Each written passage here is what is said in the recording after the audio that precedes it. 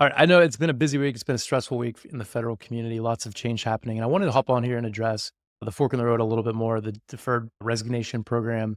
Information continues to trickle out. We're kind of learning with you as things progress here. And really, the theme is there's just not a ton of information. Now, I know OPM has updated the website, frequently asked questions have been updated, and they've also just released a memo addressing really the legality question that everybody had on the program. Is it legal? Will they be able to pay for it? Trying to address that in the memo. So you should have received that email. If you haven't, check it out.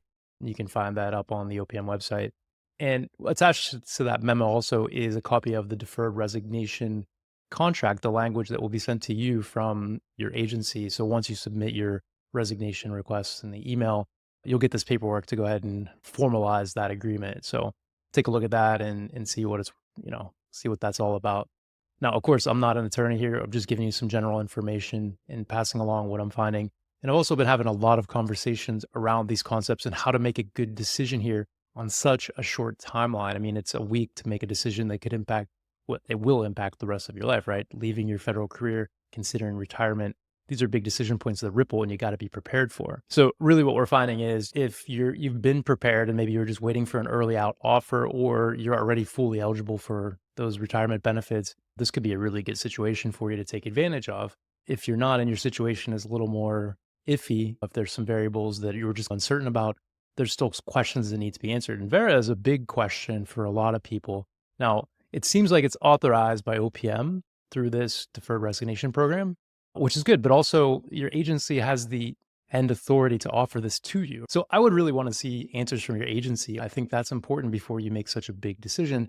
And I know it's been frustrating because OPM has not been responsive and the agencies have also not been responsive. So that's a tough situation to be in, not getting the information that you need to be able to make the best decision possible. And we're not feeling great about that, of course. VERA has been so important in a lot of these situations because really the numbers don't make sense otherwise. So if you have to go out and you are retirement eligible, you can still take a pension. You'd have a reduction to it based on not meeting the full eligibility requirements, which could be significant.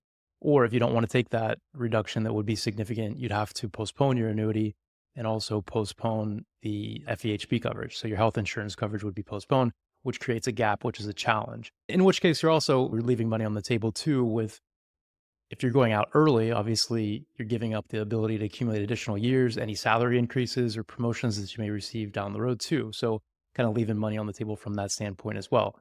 SRS is something that also came up. And I know there's a bit of confusion around that, but one thing to just clarify, you could be eligible for the special retirement supplement under VERA, but it doesn't kick in until you hit your minimum retirement age. So if you go at 54, you wouldn't be eligible for that special retirement supplement until you hit 57 or whatever your minimum retirement age is. And then really on the financial front, one of the other things that we've been talking about is the TSP rules. So remember with the TSP, the rule 55 states if you retire at or after age 55, you can access your TSP funds as early as age 55.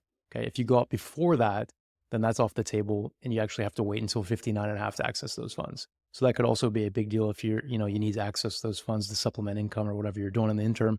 There are some workarounds to that, but they're a little bit tricky when you're talking about the 72T distributions and those sort of strategies. So they need to be considered carefully. All right. Now, one of the other big concerns we've been hearing is, this is kind of the first step, right? This is the first domino to fall. What comes next? People are worried about a reduction in force, and just, trying to eliminate these positions one way or another, whether it's forcing your job to be relocated to a different office where you wouldn't be able to make it or commute to, or just the return to office being, just something that you can't do with your new circumstances, whatever the measures are necessary, trying to reduce the force. Now, I don't think you can make a decision on what comes next without any clarity. Okay. I mean, it's just really tough to do, especially a big decision like this. You might feel like it's enticing to take that 7 or 8 months of administrative pay and figure it out.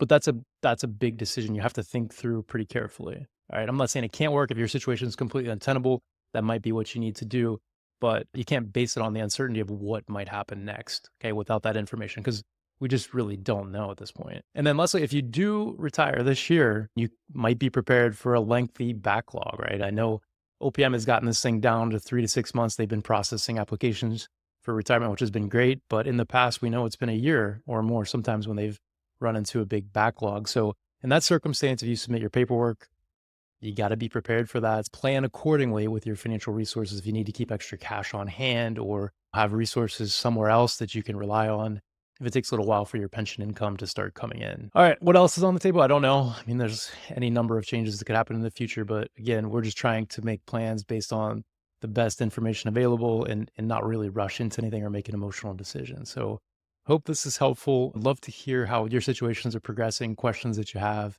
and be a resource. So, please feel free to reach out and let us know how you're doing. We'll see you next time.